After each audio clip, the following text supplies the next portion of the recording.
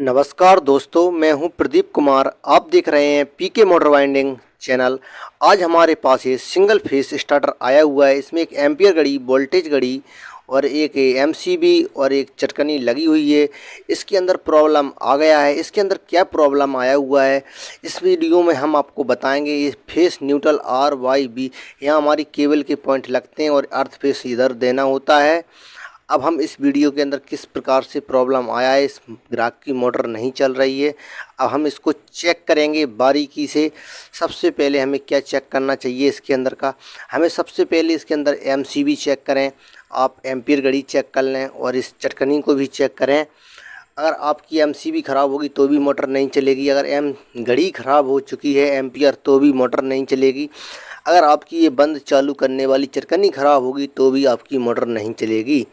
अभी हम इसको चेक करते हैं। इसको बारी बारी से पहले हम इसकी एमसीबी चेक कर लेते हैं, एमसीबी ख़राब है या नहीं है। आप देख सकते हो हमारी एमसीबी ही नहीं बोल रही है इसके अंदर। एमसीबी हमारा पहला तो इसका अंदर हमारा एमसीबी ख़राब है। और दूसरा हम चटकनी को चेक करते हैं। चटकनी हमारी बता रही है, लेकिन हमारी चटकनी बंद कर रहे हैं लेकिन बंद नहीं हो रही है। चटकनी चिपक चुकी है। इसको कितना भी बंद करने की कोशिश कर रहे हैं लेकिन बंद नहीं हो रही है। अब इसके बाद हम अपनी एम्पियर घड़ी को चेक करते हैं, एम्पियर घड़ी सही है या नहीं है। हमारी जो कि एम्पियर घड़ी एकदम सही बोल रही है। अब घड़ी है या सीरीज एवं इस मीटर की जरिए आप इस घड़ी को चेक कर सकते हो। इसके अंदर हमारा 36 MFD कंडेंसर लगाया हुआ है। इस पैनल की वायरिंग बिल्कुल सरल तरीके से इसके अंदर के हम पार्टों को निकाल चुके हैं, जो कि आप देख सकते हो। एक एमसीबी निकला हुआ है। हमारा एक वोल्टेज घड़ी भी ख़राब था, इसलिए हमने वोल्टेज घड़ी को भी बदल दिया है। और इस चटकनी हमने इसमें नई लगा दी है हमारी, और एमसीबी को भी हमने इसके अंदर बदला है। एमसीबी, चटकनी एवं वोल्टेज घड़ी को बदल रखा है। अब हम इसके पहले इसकी फेस की वायरिंग करेंगे पूरे स्टार्टर के अंदर। फेस की वायरिंग करने के लिए हमें पहले, आप देख सकते हो इस प्लेट के ऊपर, हमें पहले टर्मिनल से इसकी वायरिंग को करना होता है स्टार्ट। इसके लिए हमें एक 2.5 mm वायर लेना होता है, जो कि कॉपर वायर लें और इसके अंदर पहले पॉइंट पे हम इसको लगा देते हैं। इसके बाद इसको लगाने के बाद इसको थोड़ा पेचकस की मदद से अच्छे से टाइट कर लें। अच्छे से टाइट करने से यह फ़ायदा होता है, इसके अंदर लूज कनेक्शन ना रहने के कारण हमारा वायर नहीं जलता। अगर आपका लूज कनेक्शन रहेगा तो वायर जल जाएगा। हमें एमसीबी के दूसरे टर्मिनल पर उस साइड लगा देना है। एमसीबी में आप एमसीबी 16 एम्पियर एवं 32 एम्पियर की यूज कर सकते हो। उसके बाद हमारा जो कि आउटपुट निकला हुआ है हमारी एम्पियर घड़ी में लग जाता है। एम्पियर घड़ी से हमारा आता हुआ हमारी इस चटकनी के अंदर हम लगा देते हैं फेस। हमारी जो कि अभी फेस वायरिंग की जा रही है इसके अंदर, जो कि आप देख सकते हो। चटकनी के हम किसी भी एक टर्मिनल पर इसको लगा सकते हैं, ऊपर भी लगा सकते हैं, इसको नीचे भी लगा सकते हैं। और हमारा इस एम्पियर घड़ी से दूसरा जो वायर निकला हुआ है वो भी हमारी वोल्टेज घड़ी को फेस दे देता है। और इस प्रकार से हम दूसरा वायर जोड़ लेते हैं इसके अंदर। और आप इसके अंदर टाइट करें वायर चटकनी के अंदर। जो दूसरा वायर हमारा इस कंडेंसर के साथ इसको हम कनेक्ट कर देंगे, जो कि हमारा आर वाले टर्मिनल पर ये वायर लगेगा, जिसमें हम रेड वायर, जो कि हम अपने मोटर के कनेक्शन की जोड़ते हैं, उधर ये वायर लगाया जाता है। अब हमें एक पत्ती को छोड़ देना है और इसके बाद हम इसको रेड वाले पर लगाते हैं। तीसरे नंबर की पत्ती पर कंडेंसर एवं इस चटकनी का तार आता हुआ, जो कि फेस का है, इसके अंदर हम लगा देते हैं। और लगा देने के बाद इसको अच्छे से टाइट कर दें, ताकि हमारा लूज कनेक्शन ना रहे और इसके अंदर इस वायर का डर ना रहे। और एक हमारा जो कि कंडेंसर का वायर बचता है, इसको हम उसके साइड वाली पत्ती पर जोड़ देते हैं। आप देख सकते हो हमारा जो कि फेस आया हुआ है एम्पियर घड़ी से हमारा ये वोल्टेज घड़ी को चला जाता है। जो कि वोल्टेज घड़ी हम पुश बटन दबाते हैं तो हमारा फेस वोल्टेज को मिल जाता है। और दूसरा हमारी चटकनी के थ्रू हमारा एक तीसरे पॉइंट पे पहुंच जाता है। अब इसके बाद हम इसके पीले वाले टर्मिनल पर इसको जोड़ देते हैं कंडेंसर के वायर को। इस प्रकार से हमारा ये फेस वायरिंग हो जाता है कंप्लीट। और हमें अर्थ वायरिंग में ज़्यादा प्रॉब्लम नहीं आती है। जो कि फेस वायरिंग होता है यही झमेला रहता है, लोगों को इसी में समस्या आती है।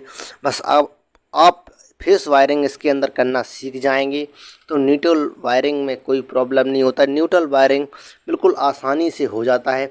अब हमारे अंदर एक थिम्बल बचा हुआ है जो कि वोल्टेज घड़ी में है, इसमें हमें बस एक न्यूट्रल देना है और हमारा उस साइड एक पत्ती बचा हुआ है, दूसरी साइड जो कि नीला वायर जुड़ता है उसके अंदर हमें इसको जोड़ना होगा। अब इसके बाद हम इसके अंदर न्यूट्रल वायरिंग करते हैं। न्यूट्रल वायरिंग करने के लिए हमें दो डोरियों को एक साथ में जोड़ देते हैं और इसके अंदर जोड़ कर हम पेचकस से टाइट कर लेते हैं।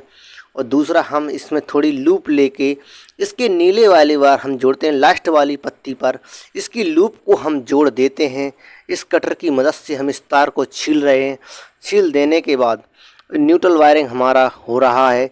इसके हम डायरेक्ट इसको तीसरे वाली इसमें लास्ट पे हम जोड़ देते हैं, जो कि नीला वायर इसके अंदर लगता है उधर इसको जोड़ना है।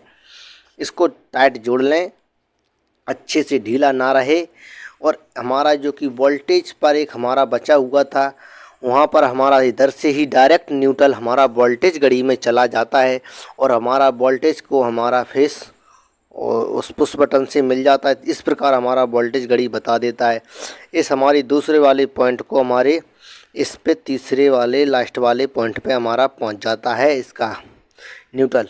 और एक ये लूप हमारी बची हुई है जो कि वोल्टेज घड़ी में हमारी डायरेक्ट लग जाएगी। अगर आपकी इस स्टार्टर में इंडिकेटर होता तो इंडिकेटर में हमारी लाइट को देना होता है, लेकिन हमारा ये स्टार्टर एकदम सादा है, एकदम सिंपल है, इसको बनाने में कोई प्रॉब्लम नहीं आता है। आप भी घर पर इस स्टार्टर की वायरिंग कर सकते, एकदम नॉर्मली है इस स्टार्टर की वायरिंग करना। इस प्रकार से हमारी इस स्टार्टर की वायरिंग हो चुकी है कंप्लीट। अब इसकी वायरिंग को इधर उधर बिखला हुआ है, इसकी अंदर की सिलाई करेंगे। आप देख सकते हो हमारा जो कि फेस हमारा डायरेक्ट हमारे लाल वाले फेस में पहुंच गया है। इसकी वायरिंग का मतलब यह होता है कि हमको मोटर को अर्थ फेस देना होता है, जो कि स्टार्टर पैनल की मदद से आप मोटर को डायरेक्ट भी चला सकते हैं, कोई दिक्कत वाली बात नहीं। इस स्टार्टर का मेन उद्देश्य मोटर को चालू करना होता है बस, और इसका कुछ नहीं है। इससे मोटर हमारी डायरेक्ट चालू होती है, जो कि हमारी इसके अंदर एमसीबी लगी हुई है। यह हमारी मोटर को प्रोटेक्शन देती है। अगर हमारी मोटर जल जाए और हमारी केबल को जलाने से बचा लेती है, इसलिए इस एमसीबी को लगाना ज़रूरी है। अगर आप इस एमसीबी को नहीं लगाएंगे तो हमारी केबल जलने के चांस बढ़ जाएंगे। हमारी अगर मोटर फूक जाएगी उसके बाद हमारी केबल जल जाएगी। अब हम इन वायरों को अच्छे से इसके अंदर सेट कर देते हैं। सेट इसलिए करते हैं ताकि हमारे वायर इधर उधर ना बिखरे और आपस में फोल्ड होकर ना जलें।